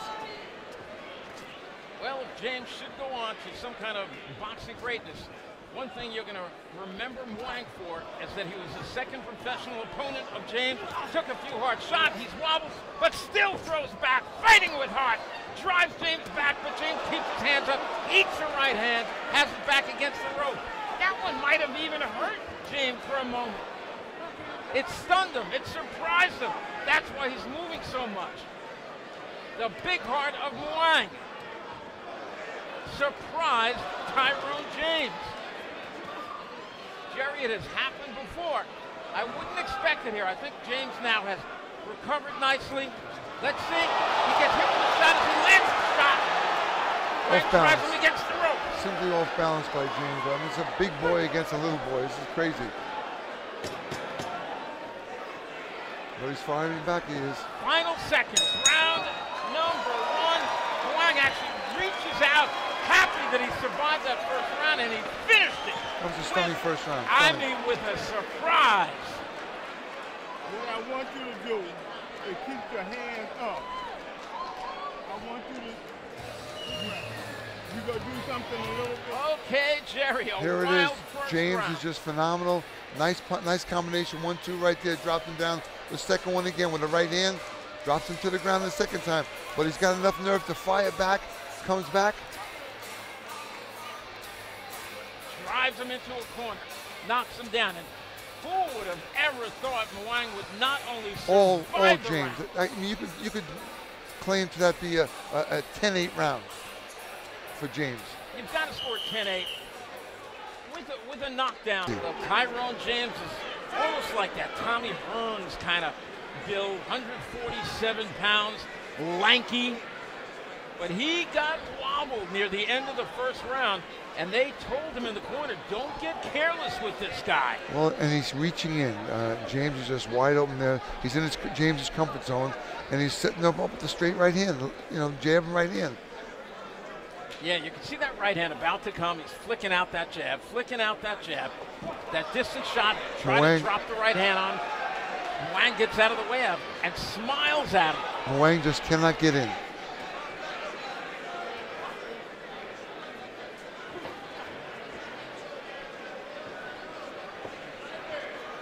I tell you what, Wang, he was so happy at the end of the first round after getting drilled to the floor twice in the opening moments of the first round and still surviving the round and even hurting James at the end of the first round. And now he's dogging James. He's See, but these are the fights guys like James needs. Had the fight been over in the first round, he wouldn't have learned. He has learned, and let's see how much he learns from it, not just in this fight. And but in Mwang is future fights. making it a little more difficult for him right now. He's not being able, James not being able to catch him like he did in the first round. And he's finding his way in a little bit better. I was just amazed at the two different sizes of these two guys when they got in the ring. It was like, it can't be the right fight. Mwang is around 5'3", and that could be stretching it. And James is about 5'11", so maybe even 6 feet tall. Nice jab by James. Around 1 minute to go in the second round. And Mwang is getting his range. He's getting in closer, but it's the problem is coming inside there. He's catching James' right hand.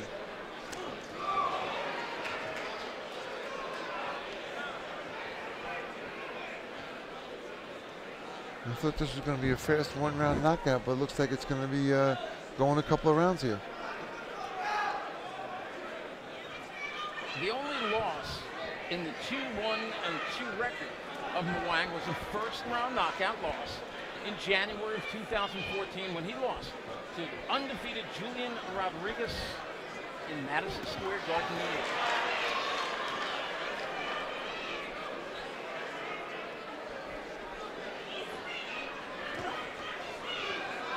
And there's a little mouse underneath the right eye of Mwang. Nice left hook by Mwang.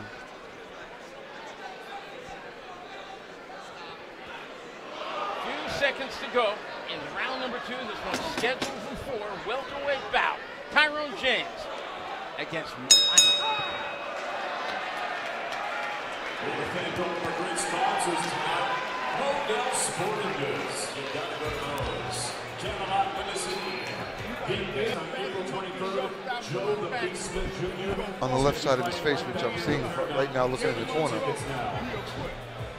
Also, shout out to Jarrell. What a matchup. What a matchup. Veteran referee Eddie Claudio gets him started for round number 3, scheduled for 4. Randy, if you notice here, you know, Mwang is staying outside too long. In order for him to be successful in this fight or be any type of hope, he's got to get inside James and get him on the ropes and bang him.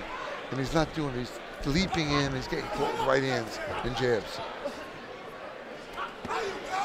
James fighting from the outside there. Pulling away from the shot. Mwang charging him, looking for that right hand. You can see it coming like a barroom brawl. Looking for the right hand, looking for the right hand.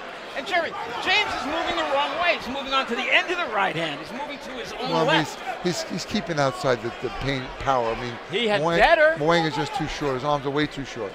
Are you saying his arms are too short to I box am. with James?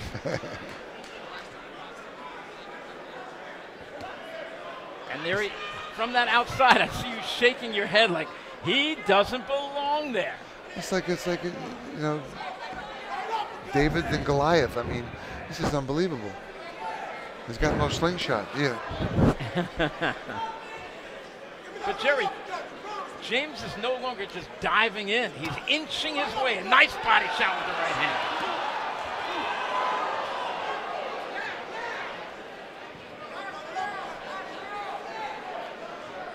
James again dances away, keeps his distance. 3, 4, 5 jabs. He pumps out another one, swings and misses with a half-hearted hook. Well, no, James is trying too hard. He should just be working that jab nice and easy, waiting for the guy to work his way in and then open up on him. And it's frustrating because the guy is small, it's hard.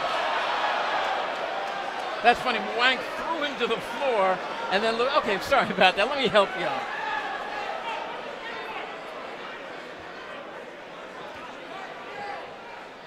No question that Nyan Mwang is looking for that overhand right. One punch knockout he's looking for. And every time he gets hit with that right hand, he does a little shake, a little wiggle, play action. There's that winging overhand right. He just cannot make it in and get close enough to James.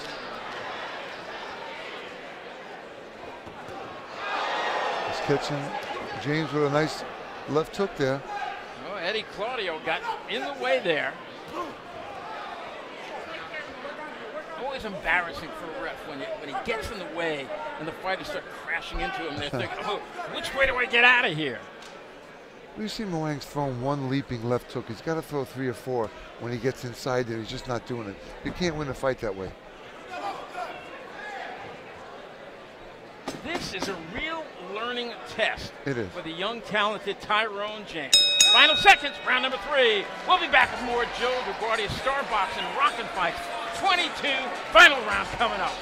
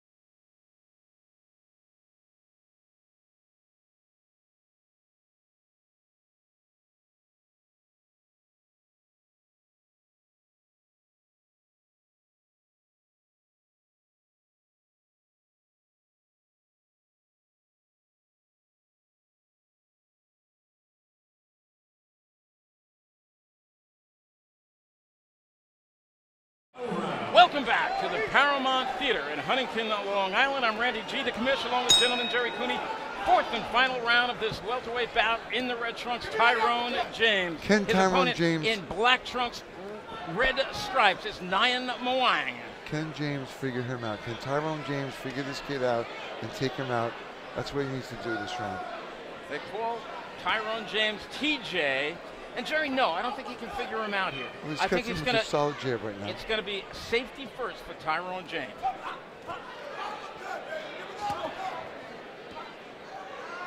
I think we can see a knockout right here. Working on setting up the jab. He's calmed down. His hands are low, but it's so big.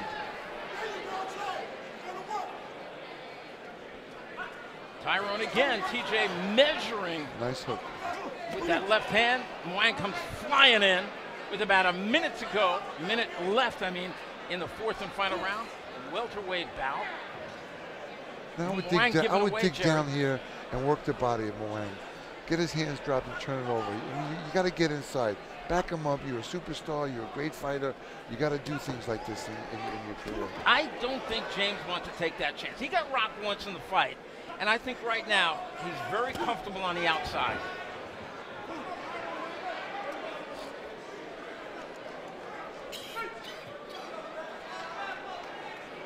He's doing everything he's got to do. He's using that jab, keeping him distance, and he's pot-shotting him. And unfortunately, Moang just cannot get inside, get close enough to him to do, say, a Joe Frazier. That's what he's got to do. He's got to do a Joe Frazier. Doesn't have the capability. Manny Pacquiao, he's not. And those jabs are power shot jabs, what I call the shotgun jab. Moang runs after him, launches that overhand right, Jerry. He did run, too. He did.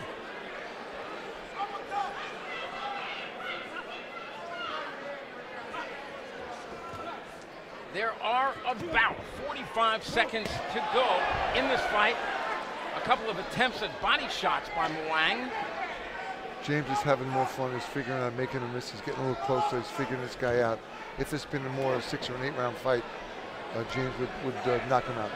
I tell you what, this has been a learning experience for this young talent, Tyrone James. 28 seconds left in the fight.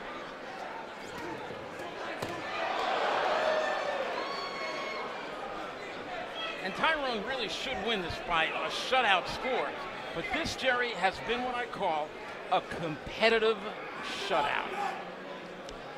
Well, not really. I mean, listen, Moang caught him with maybe 2 or 3 shots the whole fight. It hasn't been just a blitz all the way. He's learned something in this fight. Final second. There's the bell ending the fight. It's going to go to James, but you got to give the little guy, Nyan Moang, all the credit in the world. For just a set of guts. Wow. We are heading to a break. When we come back, we will have the decision for you. No question about it, but you want to see, did the little guy win any rounds in the fight? I think he may have.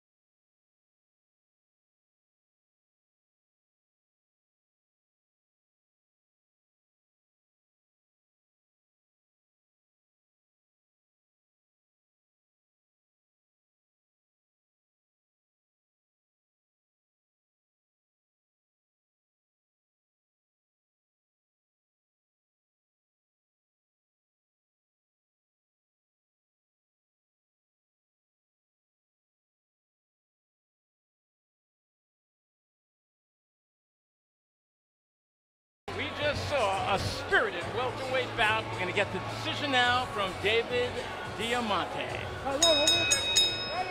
Ladies and gentlemen, after 4 rounds of action here at the Paramount, we go to the judges' scorecards. All 3 judges scored this bout identically, 40-34. All 3 for your winner by unanimous decision from Elmont, New York, the jackpot, Tyrone Pretty Boy James. Well, again, it was a unanimous decision for Tyrone James, who now is 2-0 with 1 knockout, and he learned more in that fight than he did probably in his last pro fight and 10 amateur fights put together. Well, yes, and he did it, but you know, he needs to learn how to take these guys out. This kid's not that dangerous. He needs to get inside, work the body, go downstairs, turn it over the top. He could have taken this guy out. Had he had a couple more rounds, I believe he could have did that. But that being said, listen, a very spirited action from Mwang, but James is just a very talented guy, very talented. Well, James had Mwang down twice in the first round. Jerry, he learned more by going the distance. He is now 2-0. He's got a bright future ahead of him. Joe DeGuardia's Star Boxing is brought to you by The Inn at Fox Hollow, Modell's Sporting Goods, Camelot Specialty Limos, Anti-3 Protect Series, KO5M, PAL Environmental Services, Masterpiece Construction, Power Play International, WBAB, Laborers Local 66, Operating Engineers Local 138, and MagnaCare.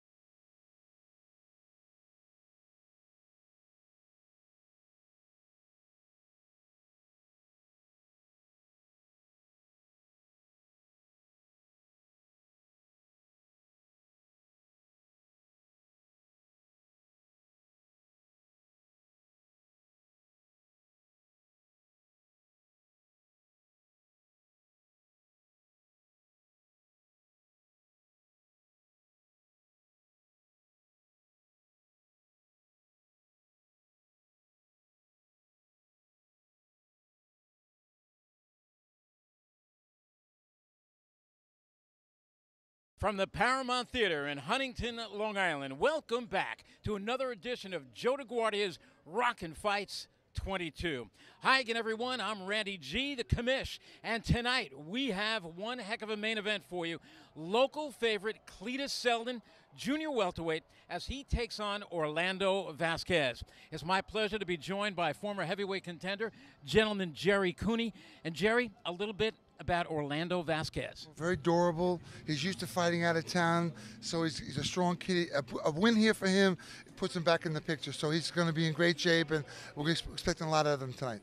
And, of course, the local hero, Cletus Selden, is going to be in there tonight for the 13th time. Nobody has fought at the Paramount more than Cletus Selden. And that's right, and Cletus Selden is the next superstar from this town in Long Island, actually, and he's got a big fight tonight. A win here boosts him into the top ratings for a real major fight soon. We're expecting fireworks tonight. Here we go, Cletus Selden, Orlando Vasquez. And obviously, Selden is 17-0. He's got a lot of momentum behind him. He's in against a tough kid. 7 losses and 18 victories and 6 KOs. With a lot of experience. Obviously, it's going to be matched up. They're both good bangers. You got to give the nod towards Cletus Selden at this point. Let's go up to ring announcer David Diamante. Ladies and gentlemen, once again, good evening and welcome to the Paramount here in Huntington, New York for the Rockin' Fights 22 featured bout of the evening. And at the sound of the bell, your third person in the ring, Sparkle Lee. And now, ladies and gentlemen, 10 rounds of boxing scheduled for the WBC International Silver Junior Welterweight Championship. Introducing first, fighting out of the blue corner. He wears the black with white and red trim. He weighed in at 138.6 pounds. His professional record, 17 victories, 7 defeats, 1 draw, and 11 wins coming by way of knockout. De Bayamón, Puerto Rico, damas y caballeros, presentando Orlando Vasquez.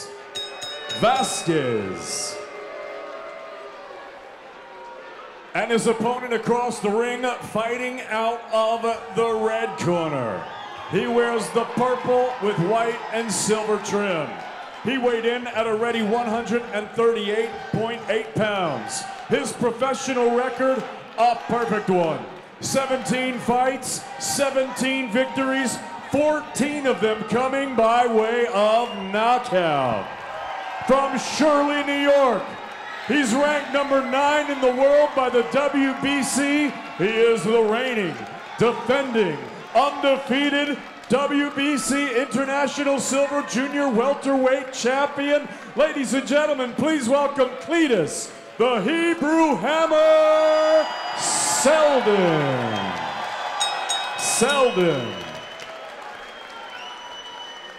Well, Randy, he looks ready. Cletus Selden does. You both already received instructions. Obey my commands and protect yourself at all times. Touch gloves.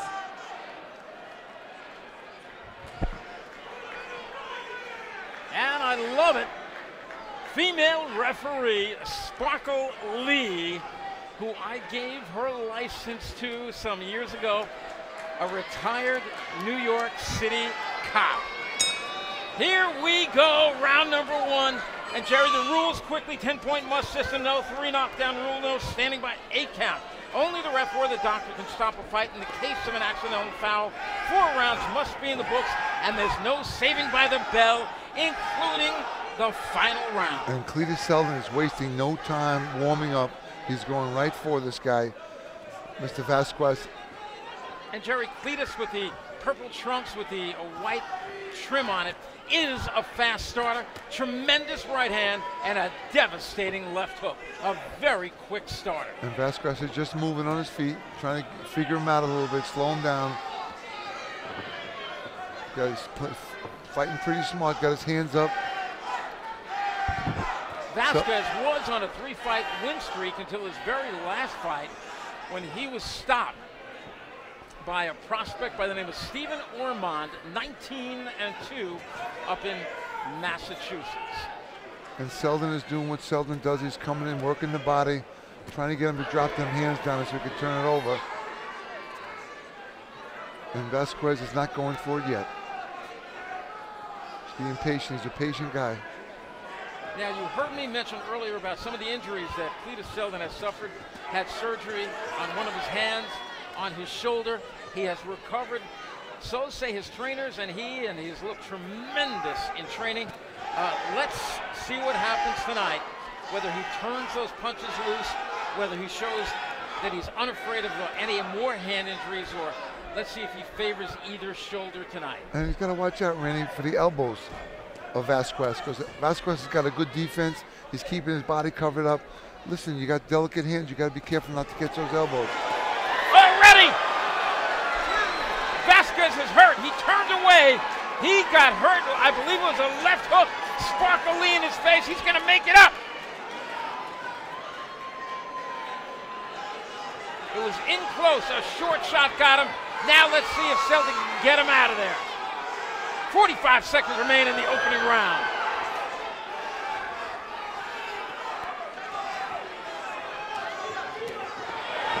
Left hook hurt him. He is not reacting well at all. His hands are down. Jerry, he's wobbled. Down again. Into a neutral corner he goes. The count is 5, 6, and it's 7. And the fight is over. This is a knockout. First round knockout, Randy. First round knockout for Cletus Seldon. He got hurt with the very first hard punch he got hit with, and he never recovered from it. He actually turned away from Cletus Seldon. He is not acting well at all. And Jerry, I don't think this guy should, just off what we have seen here, if that's how he's going to react when he gets hit with some shots. No question about it. Vasquez is a tough opponent. And nice right hand to the body. Right to the head. That was a right hand to the ear. That's left what did uppercut to the body. You're right. Behind the ear. Right behind the ear. There much it is. harder shot than I even thought. It rocked him big time. Watch this. Here's number 2. Here's number 2 right here. That was a body shot, right? Okay. A left hand right to the body. By the time he got hit with that shot. Watch the body shot. See that? Right in the solar plexus right there. Dropped him down. Could not recover. Everyone was very good hard knockout. Shot. Very good knockout. You know, that's why sometimes you need the replays like that. I didn't even realize how hard that first shot was. We know that Cletus Seldon can punch maybe with the best of them in the 140-pound division.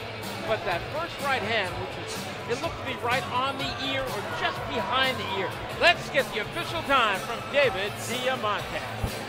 Ladies and gentlemen, referee Sparkle Lee calls a halt to this contest.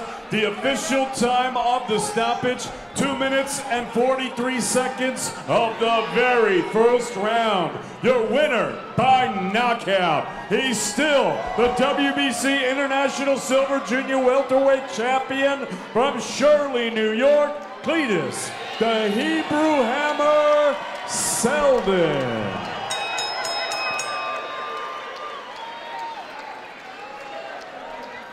Jerry, no question about it, he's ready. He's 18-0 right now. 18-0 with 15 knockouts. I'm going to throw a name at you, Adrian Broner.